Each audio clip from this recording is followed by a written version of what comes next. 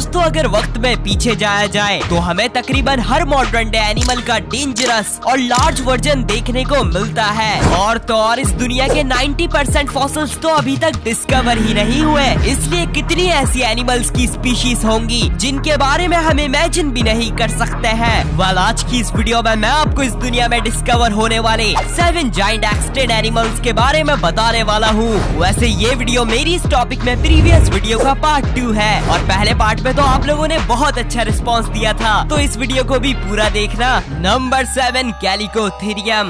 दोस्तों इमेजिन करें एक गोरिल्ला और हॉर्स का हाइब्रिड। तो जी हाँ, कैलिकोथेरियम कुछ इस तरह से ही दिखाई देते थे। इन्हें इस दुनिया के लार्जेस्ट एनिमल्स में तो शामिल किया ही जाता है, लेकिन इन्हें इस दुनिया का सबसे अजीब तरीन एनिमल भी कहा जाता है, क्योंकि इनके आगे के पैर काफी लंबे होते थे जिनमें बड़े बड़े क्लॉज भी शामिल होते थे। वैसे इस अजीब से बॉडी स्ट्रक्चर के जरिए ये आसानी से नकल वॉकिंग करा करते थे, मतलब गोरिल्लास की तरह आगे के पैरों के सहारे से चला करते थे। कैलिकोथेरियम एक अनग्यूलेट थे, जिसका मतलब इनका गोरिल्लास से तो कोई भी ताल्लुक नहीं था, बल्कि इनके modern day closest living animals horse हैं, इसलिए कैलिकोथेरियम की शक्ल भी हॉर्स की तरह दिखाई देती थी। बहरहाल इतना खतरनाक बॉडी स्ट्रक्चर होने के बावजूद इनकी डाइट हर्बीवोरस हुआ करती थी और अपने टॉल होने की वजह से ये किसी भी ट्री की हाइट तक आसानी से पहुंच जाया करते थे। कैलिकोथेरियम की आखिरी नस्ल इस दुनिया में 8000 साल पहले तक पाई जाती थी और उसके बाद ये कैसे एक्सटेंड हुए ये अभी तक मिस्ट्री है। वैसे काफी साइंटिस्ट का मानना है कैलिकोथेरियम क्लाइमेट चेंज और इंसानों की बढ़ती हुई आबादी के इम्पैक्ट से इस दुनिया से एक्सटेंड हो गए थे। नंबर 6, ब्रोकोप्टोडॉन। दोस्तों मॉडर्न डे कैंगरूज की स्पीशीज को तो आपने जरूर देखा होगा, जो बेशक होते तो हर्बीवोरस हैं, लेकिन कई बार इन्हें बहुत से शिकारी एनिमल्स को पानी में डुबाते हुए देखा गया है। और तो और इनकी बॉडी भी बहुत ही ज्यादा स्ट्रॉन्ग होती है, लेकिन ऑस्ट्रेलिया में आज से कुछ हजारों साल पहले मॉडर्न डे कैंगरूज से कई गुना ज्यादा खतरनाक और साइज में डबल ब्रोकोप्टोडॉन नामी कैंगरूज की नस्ल इस दुनिया में एग्जिस्ट किया करती थी। और तो और इन कैंगरूज को अब तक की डिस्कवर की जाने वाली कैंगरूज की सबसे बड़ी नस्ल बताया जाता है। वैसे ब्रोकोप्टोडॉन को जायंट शॉर्ट फेस्ड कैंगरूज भी कहा जाता है, क्योंकि इनका फेस शॉर्ट और फ्लैट हुआ करता था, बिल्कुल किसी बुलडॉग की तरह। ब्रोकोप्टोडॉन की डाइट मॉडर्न डे कैंगरूज की तरह हर्बीवोरस हुआ करती थी और इनकी ऊंची हाइट की वजह से इनके जमाने के शिकारी एनिमल्स इनको शिकार करने की हिम्मत भी नहीं किया करते थे। और तो और ब्रोकोप्टोडॉन के जमाने में मेगालेनिया नामी छिपकली की सबसे बड़ी नस्ल और मार्सुपियल लाइन जैसे खतरनाक एनिमल्स एग्जिस्ट किया करते थे। बहरहाल आज से 18,000 साल पहले ब्रोकोप्टोडॉन क्लाइमेट चेंज और ह्यूमन हंटिंग की वजह से इस दुनिया से एक्सटेंड हो गए थे। Number 5, giant beaver.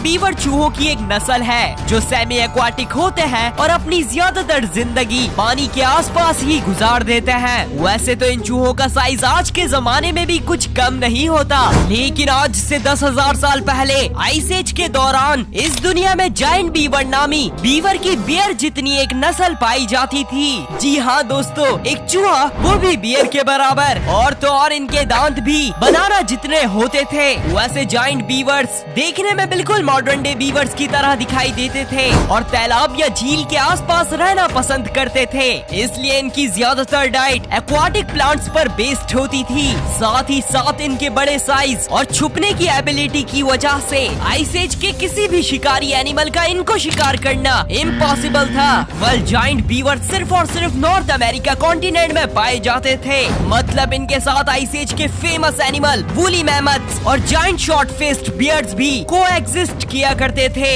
बहरहाल आइस एज के बहुत से एनिमल्स की तरह जायंट बीवर्स भी आइस एज के बाद मौसम बदलने और इंसानों की हंटिंग की वजह से इस दुनिया से एक्सटेंड हो गए थे। नंबर 4, डेओडॉन।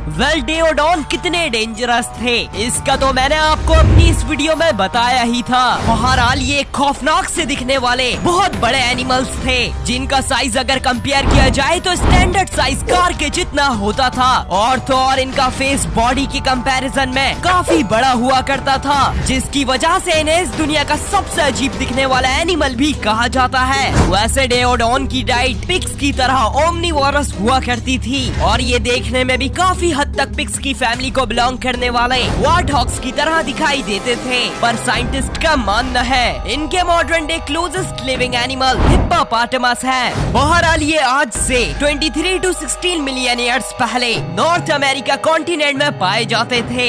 ये वही टाइम है जब टेरर बर्ड्स जैसे जाइंट बर्ड्स और पैरासेराथेरियम जैसे लार्जेस्ट मैमल्स इस दुनिया में घूमा करते थे।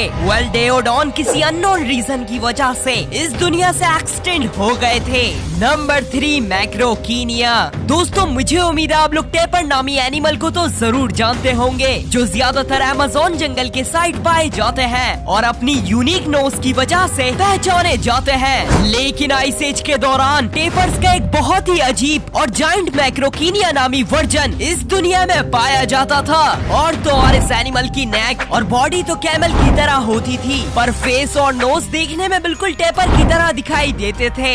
लेकिन ये कोई टेपर्स की स्पीशीज नहीं थे, पर हाँ इनके modern day closest living animals में टेपर्स, हॉर्स और राइनोसेरोस शामिल हैं। वेल मैक्रोकीनिया की डाइट इनके रिलेटिव्स की तरह हर्बीवोरस हुआ करती थी। वैसे इस एनिमल को इस दुनिया के मशहूर तरीन साइंटिस्ट चार्ल्स डार्विन ने डिस्कवर किया था और उनका मानना था ये इस दुनिया में आने वाले सबसे स्ट्रेंजेस्ट एनिमल्स में से एक है। बहरहाल दूसरे एनिमल्स के साथ कंपटीशन की वजह से मैक्रोकीनिया इस दुनिया से एक्सटेंड हो गए थे। Number 2 bison latifrons. दोस्तों बाइसन लैटीफ्रॉन्स इस दुनिया की हिस्ट्री में आने वाली बाइसन की सबसे लार्जेस्ट और सबसे हैवीएस्ट नस्ल थी। और यही नहीं बल्कि इनके पास इस दुनिया का लार्जेस्ट और हैवीएस्ट बोविड होने का भी रिकॉर्ड है। बोविड्स कैटल, बफेलो और बाइसन जैसे एनिमल्स को बोलते हैं। वैसे अगर बाइसन लैटीफ्रॉन्स का साइज कंपेयर किया जाए तो ये एक एसयूवी कार के बराबर हुआ करता था। बहरहाल बाइसन लैटीफ्रॉन्स हर लिहाज से बड़े थे, पर इनके हॉर्न्स हद से ज्यादा बड़े हुआ करते थे,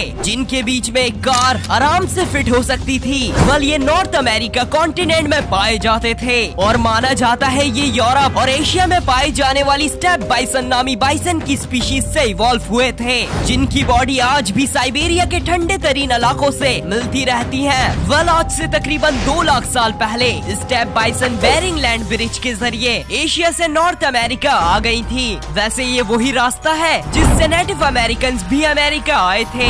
बहरहाल खाना ज्यादा होने की वजह से स्टेप बाइसन बाइसन लैटीफ्रॉन्स में इवॉल्व हो गई थी और इस दुनिया का सबसे बड़ा बाइसन होने का रिकॉर्ड अपने नाम कर लिया था। लेकिन बाइसन लैटीफ्रॉन्स अपने एंसेस्टर्स स्टेप बाइसन के साथ साथ आज से 10,000 साल पहले ह्यूमन हंटिंग और आइस एज की खत्म होने की वजह से इस दुनिया से एक्सटेंड हो गए थे। नंबर 1 अर्जेंटीनोसॉरस। वेल इस वीडियो के फर्स्ट पार्ट में मैंने आपको इस दुनिया का सबसे बड़ा डायनासोर पैटेगोटाइटन मायोरम बताया था, लेकिन काफी ज्यादा रिसर्च करने के बाद मुझे पता चला कि पैटेगोटाइटन मायोरम की लेंथ 121 फीट तक बताई जाती है, जो कि एक ओवर एस्टिमेट है और असल लेंथ 102 फीट तक हुआ करती थी। और वही अर्जेंटीनोसॉरस की लेंथ 121 to 131 फीट के आसपास हुआ करती थी। इसलिए अर्जेंटीनोसॉरस ही इस दुनिया के सबसे बड़े डायनासोर हुए, जिनकी लेंथ अगर कंपेयर की जाए तो 2 मोसासॉरस से भी बड़ी हुआ करती थी और वजन 12 टीरेक्स के जितना होता था। वेल 200 सालों से हम इंसानों का मानना था ब्लू व्हेल इस दुनिया के सबसे बड़े एनिमल है, लेकिन अर्जेंटीनोसॉरस लेंथ में ब्लू व्हेल से भी बड़े हुआ करते थे। बहरहाल अर्जेंटीनोसॉरस की डाइट हर्बीवोरस होती थी और ये अपने जमाने के लंबे लंबे ट्रीज खाने के लिए बहुत ही ज्यादा जाइंट साइज में इवॉल्व हो गए थे। वेल अर्जेंटीनोसॉरस तमाम डायनासोर्स के साथ साथ 66 मिलियन ईयर्स पहले होने वाले एस्ट्रॉइड इम्पैक्ट में इस दुनिया से हमेशा के लिए खत्म हो गए थे। वेल मुझे उम्मीद है आपको ये वीडियो जरूर पसंद आई होगी। अगर हाँ तो वीडियो को लाइक करें और मजीद इस तरह की वीडियोस के लिए चैनल को सब्सक्राइब करें। मिलते हैं नेक्स्ट वीडियो में। Take care, bye bye.